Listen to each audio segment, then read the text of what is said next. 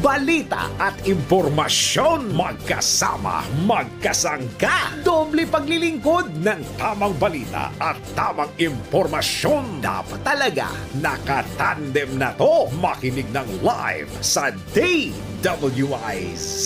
Naka-live din sa DWIZ Regional Integrated News. Panoorin ang live sa Aliw 23 at i-follow na sa social media DWIZ Facebook at YouTube. Tandem nina David at John. David Oro at John Ibanez. Magkakambal na pagseserbisyo sa bayan. Hatid ang mga balita na bagong-bago. Hindi OA. Diretsahang pagbibigay ng kailangang impormasyon sa bayan. Tandem nina David at John. Hatid ng nagbabalita ng tama. Naglilingkod ng tama. DWIZ.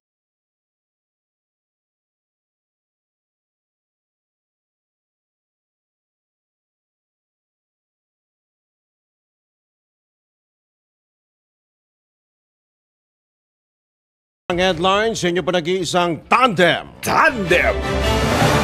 Death toll sa landslide sa Maco, Davao de Oro lumobo na sa halos 70. Tandem!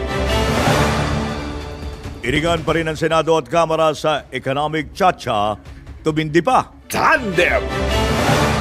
Krisis sa bigas mas titindi pa ngayong taon ayon sa isang farmers group. Tandem! MSU bomber, kumpirmadong nasawi sa operasyon ng militar. Tandem! 10 ahensya ng gobyerno sa iba't ibang panig ng bansa binulabog ng bomb threat. Tandem! At sa balitang pangkalakalan, piso kontra dolyar, bagyang bumaba. Tandem! Balita naman sa ibaing dagat, halos 70 patay sa panibagong pag-atake ng Israel sa Rafah dyan sa southern Gaza. Tandem! At sa balitang showbiz, seryeng Can't Buy Love. Ano yan? Can't Buy Love Me? Tumabo ng 500 million views sa lahat ng social media. Tandem! At ang tabayanan sa balitang pampalakasan ng report ni Tandem Anthony Suntay. Tandem!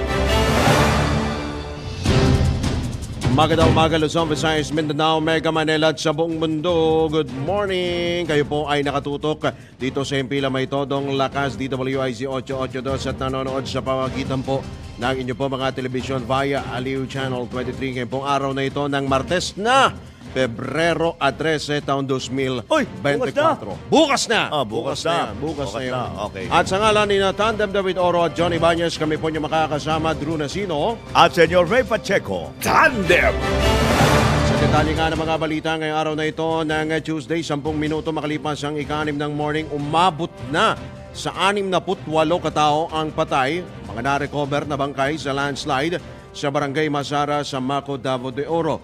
Ayon sa Department of Interior and Local Government, Management of the Dead and the Missing, kabilang ang 26 na empleyado ng Apex Mining Company at 42 residente sa Zone 1 ang mga nasawi sa trahedya. 5 sa mga labi ay na-recover at 5 sa mga labing na-recover ang hindi pa rin nakikilala, habang aabot sa 51 katao ang nawawala.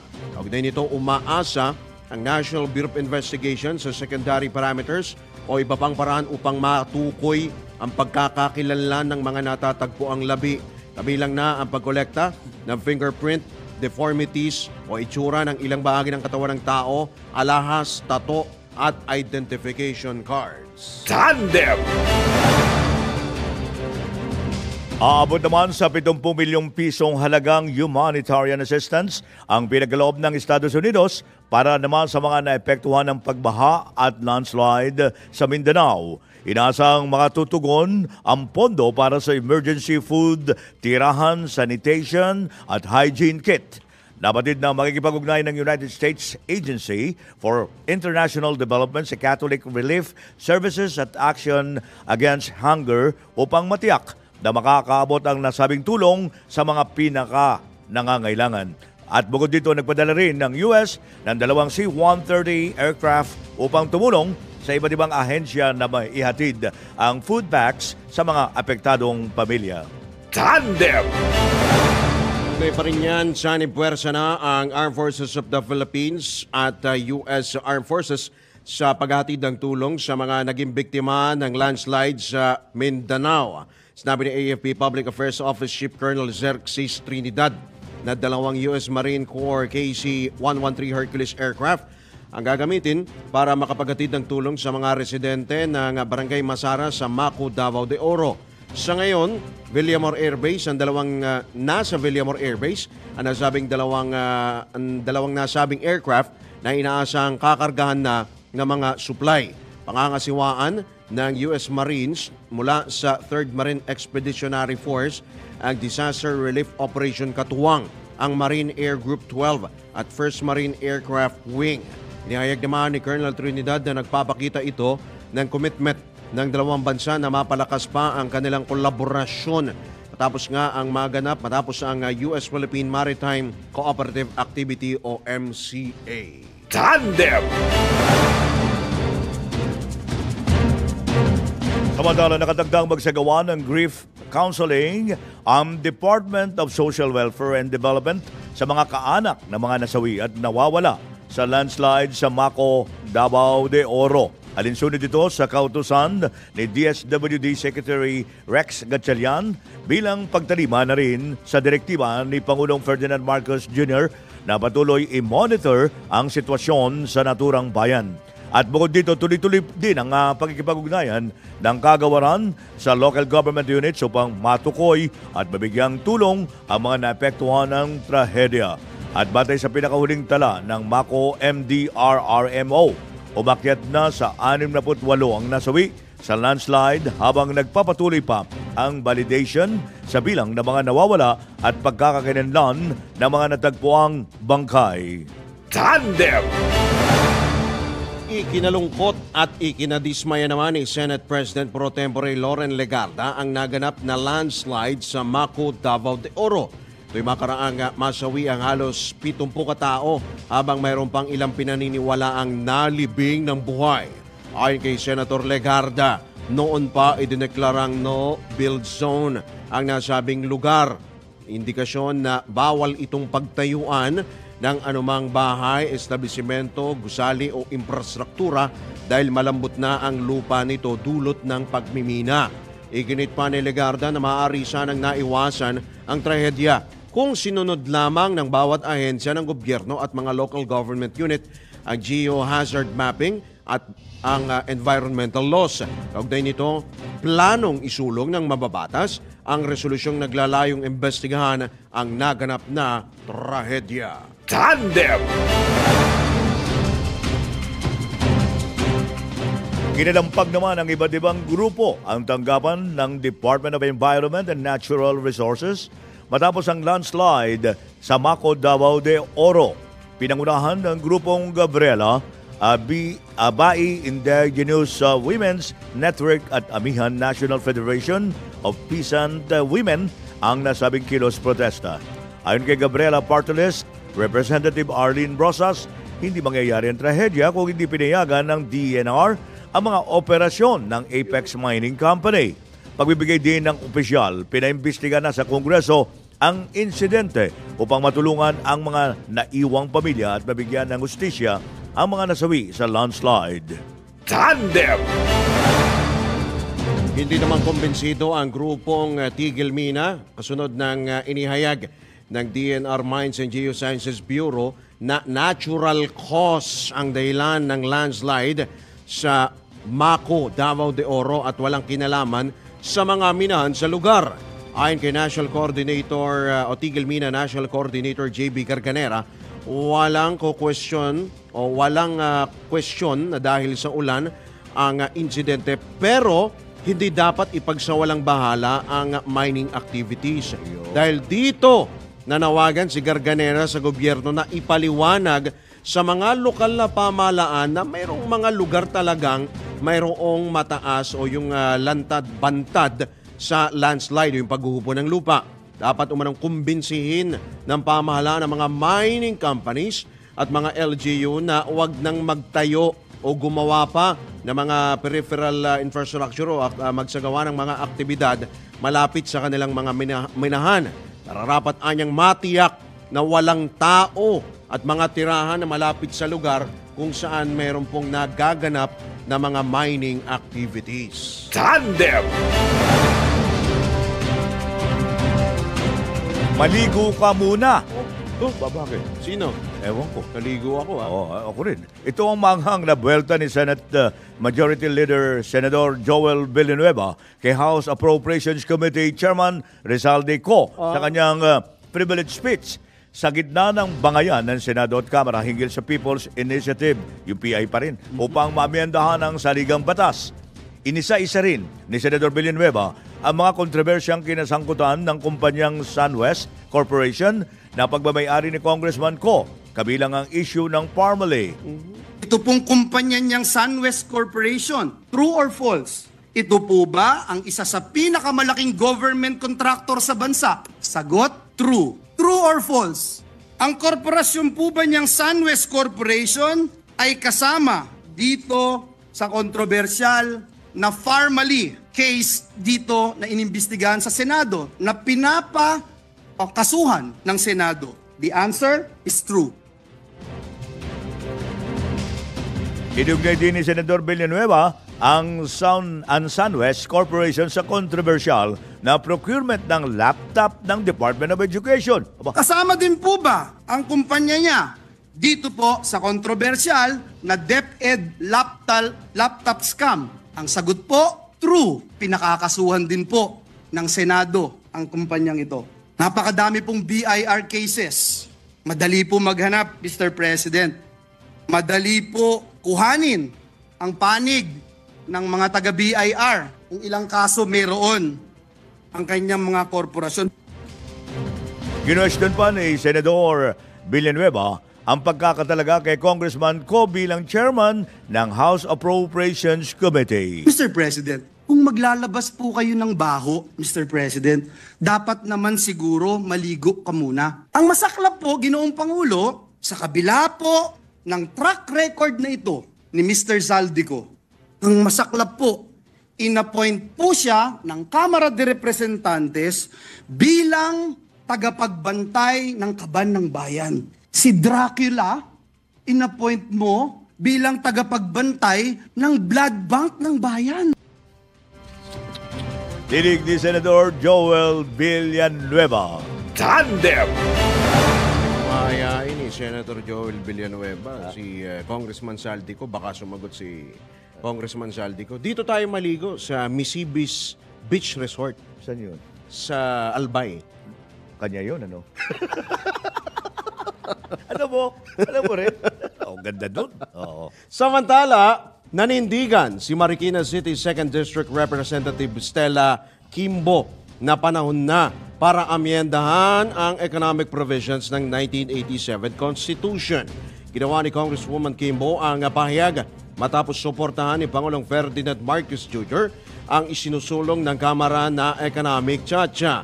Kaugnay nito, naniniwala ang kongresista na kakayaning tapusin ng dalawang kapulungan ng Kongreso ang pagtalakay sa Chacha sa loob lang ng 1 linggo. Talaga? Dahil sa suporta ng Presidente. Pagtitiyak ni Kimbo, hindi maisasantabi ang mga local stakeholders o mga mamamayan sa pagbubukas ng ekonomiya sa foreign direct investments. Tandem! Samantala, naniniwala si National Economist at Constitutional Premier Dr. Bernardo Villegas na hindi malaki ang may tutulong sa pagresolba sa double-digit poverty o kahirapan ng bansa ang inasang foreign investment ng economic charter change. Ginawa ni Dr. Villegas ang pahayag sa pagdinig ng Senate Subcommittee on Constitutional Amendments and the Revision of Codes kaugnay sa nabanggit na issue. Ayon kay Dr. Villegas, ang pamumuhunan sa advertising at edukasyon ay hindi nasa makapagtataas sa foreign direct investment, kaya hindi ito makatutulong para maibisan ang kahirapan sa bansa. Dagdag pa ng ekonomista, mas makabubuti kung pagtutunan ng pansin ng pamahalaan na maging kaya-aya sa lokal at foreign investment ang sektor ng agrikultura. Tandem! Inilunsad naman ang mga kabataan ng grupong tutol sa pag-amyenda sa saligang batas. Binubuo ang grupong Alliance Against Charter Change ng 80 Student Council at opisyal ng Sangguniang Kabataan. Sa isang pahayag, binatikos nito ang kakulangan sa pasilidad, gagamitan at magagaling na guro sa bansa dahil sa mababang budget na nakalaan sa sektor ng edukasyon. Idinagdag pa ng Alliance Against Charter Change na kahit pataasan ang pamahalaan ng pondo sa edukasyon ng 60%, mas mababa pa rin ito kumpara sa ginagastos ng ibang bansa sa nabanggit na sektor. Dahil dito hinikayat din ng grupo si Pangulong Ferdinand Marcos Jr. na magdeklara ng education crisis at pagganahin ang mga ahensya ng gobyerno upang bumuo ng National Education Program. Tandem!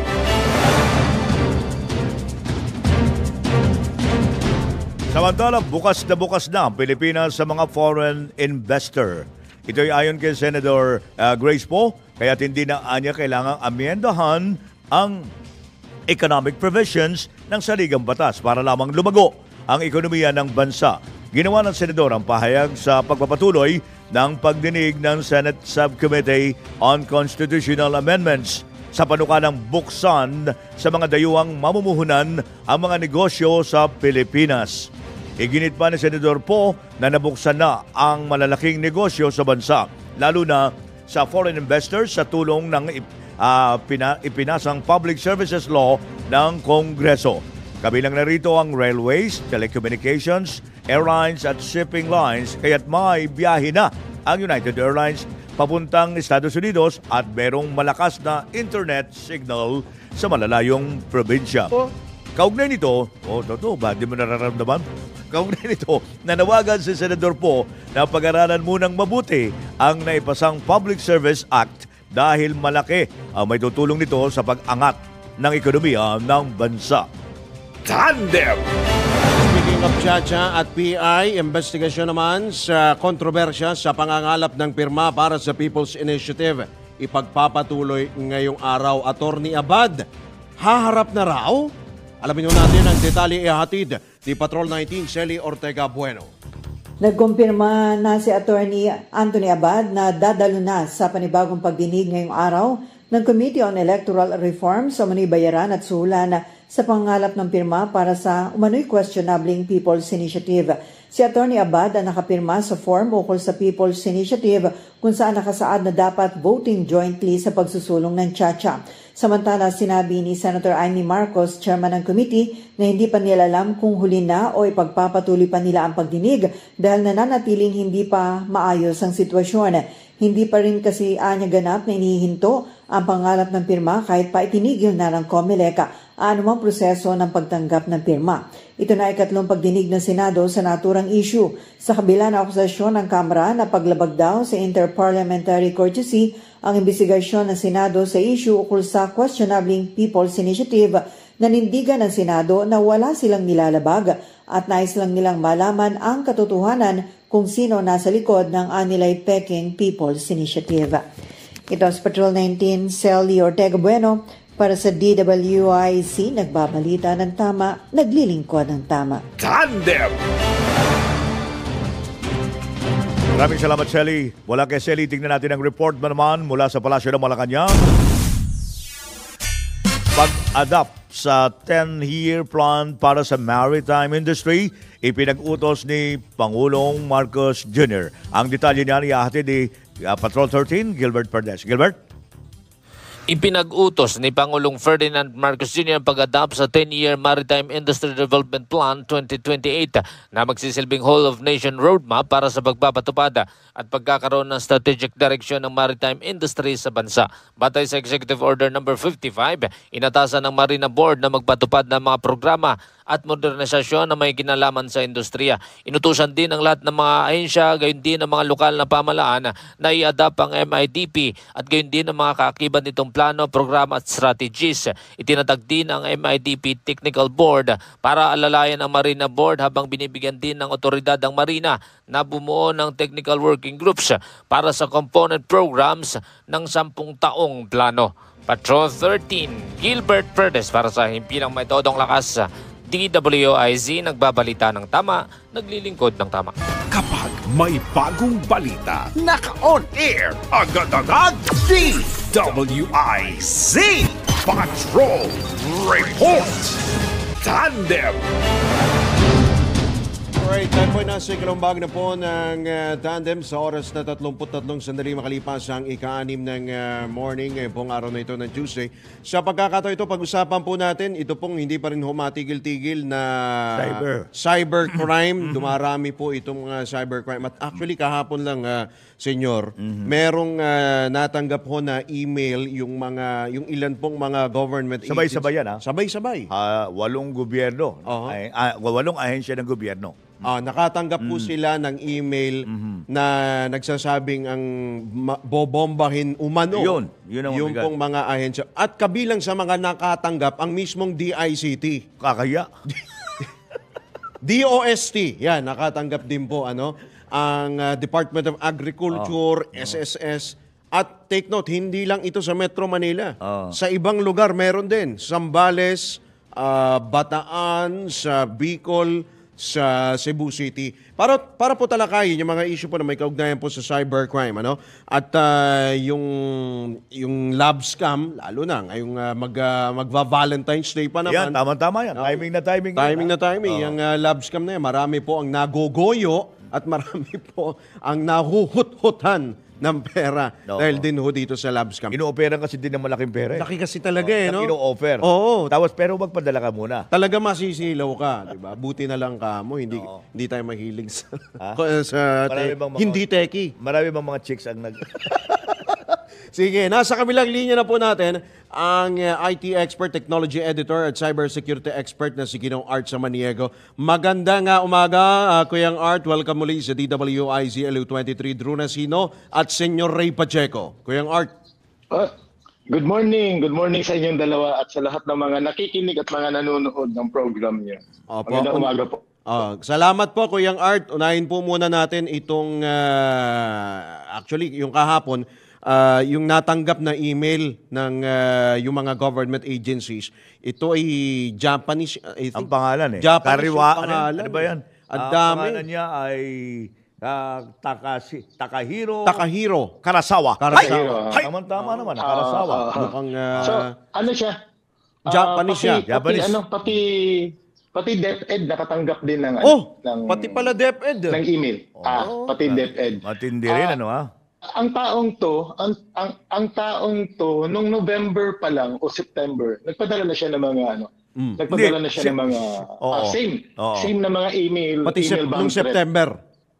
September na siya rin yata nasa MRT. Nagbanta Kamuning. sa Kamuning, di ba? Siya rin. Nagbanta rin siya, di ba? Tama, siya din yun. Tapos, bukod doon, pinadalan din niya ang Korean government, pinadalan din niya ang ibang mga gobyerno ng mga email threat. Nung tinrace to ng DICT, napag-alaman na galing talaga sa Japan yung email na yun. Galing sa Japan. Pero, nung nakipag-ugnayan ng PNP Anti-Cybercrime Group sa Japan, sinabi daw ng tao na nakapangalan doon na hindi siya yun.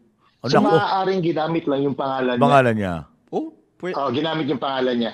So, hindi talaga siya. Totoong tao yung pangalan na yun. Pero, ginamit lang yung pangalan niya. So, siguro merong galit sa kanya. Ginamit yung pangalan niya para mag-bomb threat. Tapos kahapon nga, ayun naman, meron naman nangyari. Kahit alam ng PNP Anti-Cybercrime Group na kalokohan to, wala sila magagawa eh. Dapat seryosohin nila bawat threat. So kaya iniimbestigahan nila ngayon. Ito ngayon ang nagiging problema natin. Kasi kulang na nga tayo sa tao. Meron pang iniimbestigahan na ganito na halata naman talagang prank at walang katotohanan. Pero totoong tao kasi siya. Kaya ang PNP ngayon nakikipag-ugnayan na, pati ang DICT, sa Japanese government. Pati NBI, inatasan na rin ng DOJ ang NBI. Oo. So yun nga, mga law enforcement agencies natin, nakikipag-ugnayan na. Ang daming ang kaso ng cybercrime sa atin. Wow. So mababawasan pa yung tao natin para isolve tong bomb threat naman na to. Pero matitrace to kasi gumamit siya ng internet. Sa pakikipag-ugnay ng government to government, matitrace kung saan galing to. Okay. So, possible kaya yung domain o yung IP address yan, hindi kaya decoy lang yan, baka naman sa iba naka-connect yan. Sabihin natin nasa Japan, pero sa ibang bansa talaga. Yun. Pwede yun. Pwede. Pwedeng mangyari yun. Ang tawag dyan ay virtual private network. Yes. So ang gagawin niya, mag-hop siya. Halimbawa, nasa Pilipinas siya. Pag meron akong, halimbawa ako yung masamang loob, pag meron ako nakitang open na port o open na computer doon sa Japan, pwede kong pasukin yun. Yeah. At gamitin ko siyang zombie, ang tawag ng zombie. Siya yung aatake sa'yo. Pero ako nasa Pilipinas lang din, pwede magkatabi tayo. Pero nag-hop o nag-jump ako papuntang Japan, ginamit ko siyang proxy para atakihin ka. May, pwede may mangyari possibility yun. na ganun. May possibility na ganun. Kaya tinitignan lahat ng anggulo ngayon ng anti-cybercrime group ng PNP saka ng NBI pati ng CICC. Tinitignan nila itong mga ganitong mga situation o mga issues na pwedeng mangyari. Okay. May kaugnayan din kaya yan last time, Kuyang Art, doon sa tangkang pag-infiltrate doon sa mga government website, government address, email address. Nasampulan yung sa OWA, pati mismong yung website of page ni Pangulong Bongbong Marcos, pati yung PCG, tinangkarin na pasukin. At take note, yung IP address, yung domain, nandoon sa China. Baka nga gumamit ng VPN, di ba, Kuyang Art? So yun yung sinasabi ko na pwede kasing lahat ng mga pruweba tinuturo sa China. Pero tandaan natin, ang umatake kasi sa kanila APT groups, yung APT Advanced Persistent Threat Groups yun na tinatawag. Ito yung mga magagaling talagang umatake na karaniwan binabayaran to ng mga gobyerno para gawin ang pag-atake nila. So gobyerno tong pwedeng magbayad sa kanila. Iniisip ko, kung ako, Chinese government, ba't ko ipapagamit ang network ko para atakihin yung gusto kong atakihin? Oo nga. Ang mga taong to, sobrang gagaling. Ang ginagawa kasi nila, deception sila. Nag-ooperate sila by deception and stealth. So pwedeng gawin nila yun para iligaw ng mga investigador. Okay. So ang tatlong grupo yung pinaghihinalaan. Una yung Lonely Island na group. Pangalawa yung Panda group. So yung Lonely Island group, ang ginagawa ng mga to, trace siya sa Iran.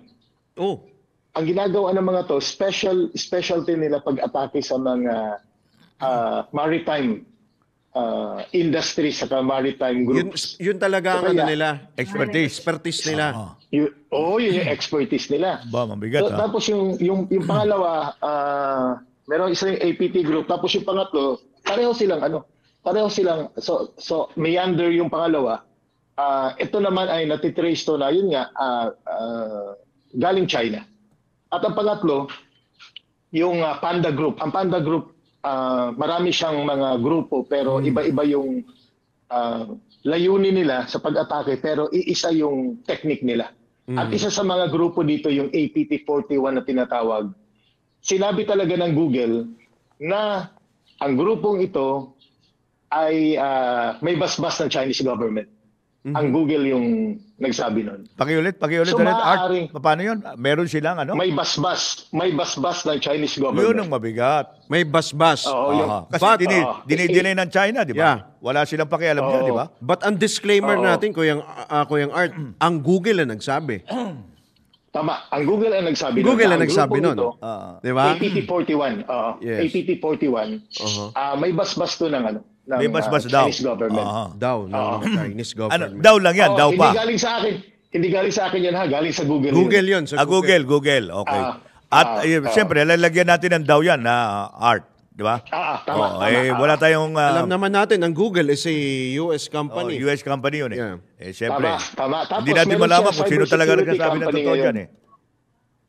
Okay. Mayroon siya cybersecurity company ngayon na ang tawag ay Mandiant. Ito yung tumutulong sa Pilipinas ngayon para ma-solve yung mga kaso. So ang nangyari, attempted breach. Kaso lang naagapan ng OWA sa pamamagitan ng software na kinabit ng DICT. Aha. Kaya nahuli na, meron siya nakuha mga email address. So may mga email address yung mga nakuha. Pati mga password nandun na. Pero ang pinagtataka nila, bakit walang ginagawa? Alam na yung password, alam na yung na-compromise na yung email, walang ginagawa. Ganito kasi magtrabaho ang APT groups. Nagtatago lang yan, naghihintay ng tamang panahon kung kailan nila pwedeng gamitin yung information. Yung mga information na hawak nila. Halimbawa, biglang meron silang, gusto ko malaman anong ginagawa ng Coast Guard ngayon. So isi-search yung email nila kasi pag napasok yan eh. Buti nilang nahuli kaagad ng I see. ng DICT natin. Okay. Oh. Art, kamusta yung TikTok? Oo nga pala. Yung TikTok? Paano yan? Nakikipag-ugnayan na ang TikTok sa Philippine government. May mga projects na siya para sa mga user education.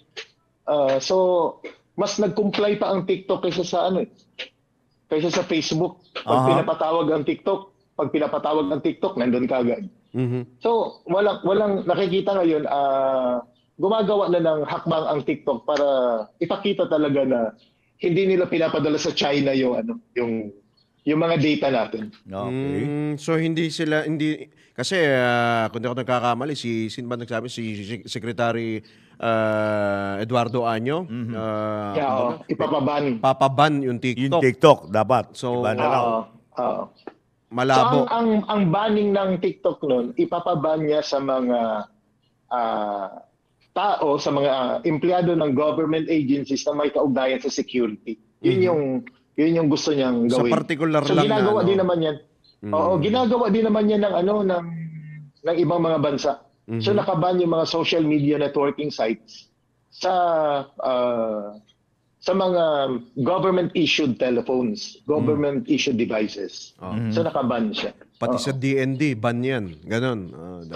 Oo, dapat ban yan sa DND. At hindi lang dapat TikTok, pati Facebook kasi pwede ma-compromise yung location mo, pwede ma-compromise yung identity mo pag nagsa-social media ka. Oh. Wow. Oo nga. Pero speaking of baka ma-infiltrate at eto nga, yung mga kababayan natin na nabibiktima ng lab scam, mukhang nagiging talamak na ito, Kuyang Art. Ano bang punot dulo? Saan ba nag-originate ito? Natuntun ba? Natrace ba? Kung saan ito nanggaling? Sino ba nagpakalat nito? Sino ba itong mga nabibiktima na to? Nung ni-raid ng joint government agencies yung Pogo sa Pasay. Sa Pogo, ha? Oo. Meron silang nakita doon, meron silang nahuli ng mga empleyado, Pilipino sa employees ng Pogo na yon na merong script tungkol sa lab scam. So, ito yung mga bumibili ng mga registered SIM card na naka-register na tapos gumagawa ng mga account. Nagpapadala ng message. Nagpapadala ng message sa mga kababayan natin na kunyari nakikipagkilala. Pero ang purpose talaga nila para hututan ng pera yung kausap nila. Okay. So ito yung ginagawa ng mga lab scammer. Yung mga lab scammer kunyari bigla nagiging interesado dun sa isang account holder, biglang may nagme-message. Tapos bubula-bulahin na yan. Nako. So kukunin yung loob. Pagkatapos noon, ang next niyan, sasabihin niya, lipat tayo sa Telegram o lipat tayo sa WhatsApp. Gagawin niya yun para masolo ka niya. Okay. At i-isolate ka doon sa mga kaibigan mo na nasa Facebook o nasa Instagram. Pag nasolo ka na niya, kukunin yung loob mo. Araw-araw mag-good morning sa'yo. o kumustahin ka, hanggang sa ligawan ka na. Ayun. Pero yung iba kasi hindi naman naghahanap ng pag-ibig, naghahanap lang ng relationship, ng magiging kaibigan. So magiging pagkaibigan na at sasabihin niya na, pupunta ako sa Pilipinas. So sa Tapos Pogo biglang ito, mawawala. Ganun pala Tapos yan. biglang mawawala yung mga yan. Kunyari, mawawala. Tapos pagbalik, sabihin na, nagka-problema kasi yung bank account ko. Baka pwedeng pahiramin mo muna ako para may pamasahe ako papunta dyan. Nako, patay tayo. sa makatuwid ko yung Art, May dapat drama pa pala yan. Oo, ha? dapat pala May ang drama. May drama. may drama. Ang pinupunto mo dito, Kuya Art, dapat total ban na ng Pogo. Yun ang kasi. dito sa Pasig, yun ang kinagado proposal, yung total ban. Di ba? Hindi ko sinabi yun. Sa Pogo pala nang gagaling Pero, Di total ban na talaga yan. di ba? Kung Hindi pinag-uugat. siya lang yung pinilingan nila. Pogo. Pero ito may mga nakikita kami na galing talaga sa galing din sa ibang bansa yung mga Okay. ng loloko. Oo. So, ayun, nung isang araw lang, merong isang na biktima na naman, isang teacher na nag-iisa na kasi lola na siya.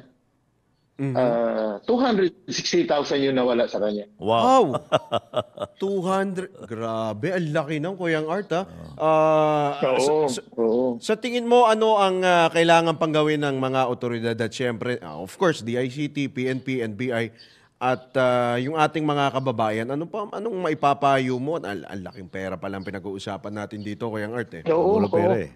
So sabi ng CICC ni Director Alexander Ramos, milyon ang nawawala sa mga Pilipino dahil sa lab scam na to. So kaya ugaliin po natin magsumbong 1326, dial mo yung 1326 at isumbong mo doon kung na-scam ka. Kasi ang ginagawa ng mga kriminal na to, nagnanakaw din sila at bumibili sila ng mga GCash account at doon nila pinapadala yung pera. Sila ba? Oo. Pagkatapos na-withdraw kagad. So pag di mo to ni-report, so mamabayagpag pa rin. Gagamitin yung mga account na yun. Pero pag na-report mo yan kagad, pwedeng ma-block na yung number, ma-freeze na yung account kasi merong reklamo. Okay. At may posibilidad na mabawi mo yung pera. Pero itong nangyari dun sa 260,000, dahan-dahan unang pamasahe. Isang kaso pa lang Pangalawa, to. biglang nagkasakit yung kung sino-sino. At ang pangatlong ginawa sa kanya, sabi sa kanya, Love. Sabi kay Lola, Love, anyway, para naman sa kinabukasan natin to, mag-invest na lang tayo sa cryptocurrency saka sa forex. Yun. Kung ganun talagang matindi ang drama niyan, ha? Parang matindi pala ang drama niya. Sabi ni Lola, hindi naman siya hininga ng pera Mag-i-invest naman siya Nagpadala kagad siya ng karagdagang 160,000. Ayun, nung nagpadala na siya, nawala na. Expert yan sa sa psychology. expert sa pambobola yun. Oo nga, kailangan para mahusay ka kasi sa kasi itong mga grupong to, isa siyang talagang malaking grupo. At meron silang nalaman ng DICT na meron tong mga HR para mang-recruit May ng mga HR pa tao. talaga sila. At meron silang psychologist at Ayun, psychiatrist para malaman. Kasi mahusay kung na ano ba psychologist talaga, yan Oo. Kung paano mo Ang makukuha husay. yung Tapos mapapaamo meron ang silang isa. ano, Yan. Okay. Meron silang yung A/B testing, yung ginagawa sa marketing. Ano ang pwedeng yung talagang magki-click ng link o sasagot yung mga biktima. So ito bang nagpamakaawa ka o yung investment? Mga ganun. So nakita nila ngayon na ang investment scam na may kasamang love scam, yun yung pinaka-effective ngayon. Combination pala yan. Combination, combination yan. Oo. Nag-level up na itong mga kriminal. Napulsuhan na nila na marupok yung mga Pilipino. Oo. So hindi talaga hindi May natin statistics pa sila. para hindi natin masisisi na So nakita nila ang weakness desperado natin, itong mga ha? Pilipino. Palaibig tayo kasi Oo. talaga arte. Oo, kaya kayong dalawa, ingat kayo ha. Sa mga magme-message sa inyo. Sige, Kuya Art, maraming salamat sa iyong payo. Yung cellphone mo, ha? Kinobserver yan, ha? Kinobserver yan sa mga Pilipina, ha? Sa mga Pilipino, ha? Alam nila yan ang weakness nila, ha? Kaya ako, inaalis ko na lahat yung pera doon sa Gcash, eh. Ewan ko sa inyo. Sige. Maraming salamat, Kuya Art, sa Manyegos sa iyong oras. Magandang umaga. Ingat. You're welcome. Good morning po. Alright. Si Ginong Mr. Art sa Art Manyego po Maniego. ang inyo pong napakinggan. Marami ako natutuhan doon, ha? Ngayon pala, ganun pala. Talagang mga pro. Pro pala yan. Hindi basta mga ordinaryong tao lang yan, ha?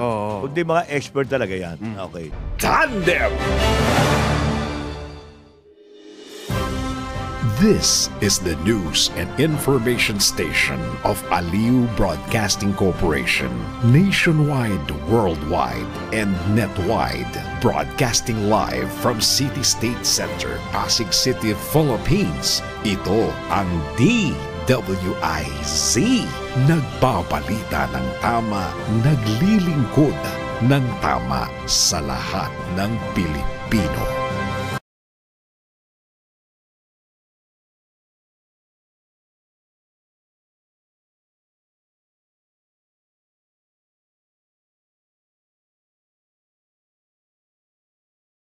Sa oras ng ganap ng eksakto en punto alas 7 ng umaga, ating pong pakinggan ang mensahe mula po sa ating amanang himpilan na si Boss D. Edgar A. Cabangon ng Aliu Broadcasting Corporation. Food for the heart. Some people look for a beautiful place to stay.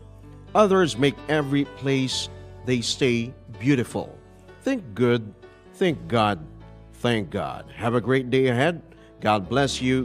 Yan po ang maramis pero malamang mensahe mula po sa ating amanang himpilan na si Boss D. Edgar A. Cabangon ng Aliu Broadcasting Corporation.